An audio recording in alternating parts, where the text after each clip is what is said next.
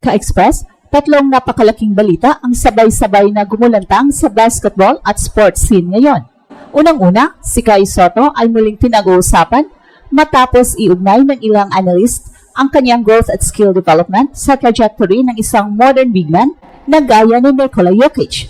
Well, hindi ibig sabihin na magiging carbon copy siya sa reigning NBA champion at MVP, pero ang punto dito, sa edad at yugto ng kanyang career ngayon, mas advanced si Kai kesa sa typical na 7-footer.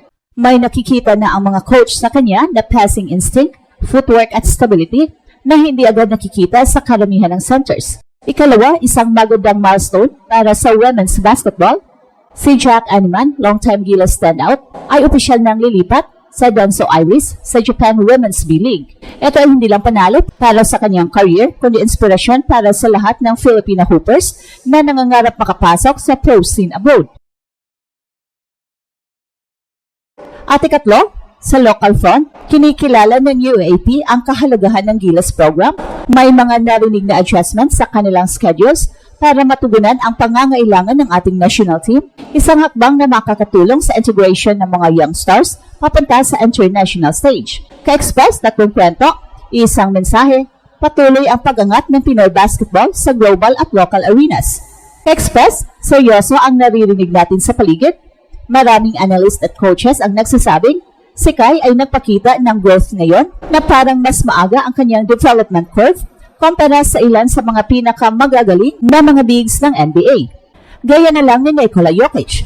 Hindi ito simpleng hype, may mga konkretong obserbasyon na pwedeng pagbatayan. Isa sa unang ulat ay galing kay Brian Shaw, ng G-League Select Coach, na nagsabing may mga tools to play like Jokic si Kai, form sa pag-shoot mula sa labas, kakayahang magpasa, at magkaroon ng vision at pagiging versatile sa poste at sa perimeter. Nagustuhan ni Shaw ang athletic footwork ni Kai, ability niyang matanggap ang double teams at yung tipo ng passing vision na bihira sa mga bigs sa edad niya. Pangalawa, ang exposure sa international competitions at professional league. Si Kai ay humakbang na sa NBL Australia, G-League Ignite exposure, Japan B-League at national team duties kasama ang Gilas. At dahil dito, hindi lang siya lumalabas ng comfort zone, nasusubok ang kanyang mental toughness, ability sa iba't ibang coaching system, at kaya niyang mag-adjust sa iba't ibang estilo ng laro. Sa mga scrimmages at sa mga laro niya sa Japan B-League, may mga panahon na nakikitang mas confident na siya sa paggamit ng kanyang skills, not just sa pag-rebound o pag-shoot sa loob, kundi pati sa pagpasa, pag-ikot ng bola at pag-create ng plays. Ikatlo, body development at stability. Kahit nagkaroon ng injury setbacks, nakita ng mga observers na malaki ang progreso niya sa strength training. Mas sulit ang stance, mas may stability sa poste, hindi gaano nahihirapan sa banggaan sa ilalim. Kapag may size at strength ka, kailangan din ng basketball IQ at skill versatility para maging elite big, at si Kai ay papunta na doon. Pero klaruhin natin, hindi pa siya Jokic daya. Si Nikola Jokic ay MVP par excellence, may experience sa pinakamataas na antas ng competition, may instinct na bihira. Ang sinasabing advanced growth versus Jokic ay hindi literal na kakayahan niyang talunin agad ang legacy ni Jokic, kundi nasa ilang core indicators, versatility, vision, adaptability, na iuna ni Kai kumpara sa kalamiwang big sa edad niya, at kahit sa kung nasaan si Jokic noon sa development curve.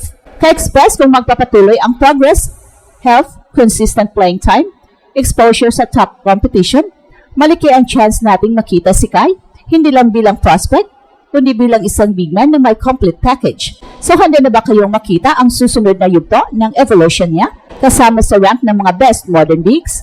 Ka-Express, isa na namang malaking balita sa women's basketball. Jack Animan, standout ng Gilas Pilipinas, ay formal ng inanunsyo bilang import ng Danso Iris sa Japan Women's Basketball League. At para sa kaalaman ng lahat, ang W-League ay itinuturing na isa sa pinakamalakas at pinaka-organisadong women's pro league sa Asia, kung saan nakakasagupa ang mga Japanese internationals na regular na nakakasama sa FIBA Asia at Olympics. Ang paglipat ni Animan dito ay hindi lang dagdag sa kanyang career credentials, kundi malaking hakbang din para sa mga Filipino representation sa international basketball. Una, continuity at exposure. Matatandaan na si Jack Animan ay galing sa matinding injury at halos isang taon ding nawala sa competition. Pero kahit ganon, bumalik siya sa Gilas Women at muling nagpakita ng kanyang all-around presence mula sa rebounds, defense hanggang leadership. Sa Japan, mas maihahasa pa niya laban sa mas malalakas na bigs at mas mabilis na sistema, bagay na makakatulong hindi lang sa kanyang development, kundi pati sa Gilas Women pagdating ng international tournaments. Ikalawa, network at visibility. Ang Japan W League ay may malakas na koneksyon sa FIBA at sa mga scouts sa iba pang liga.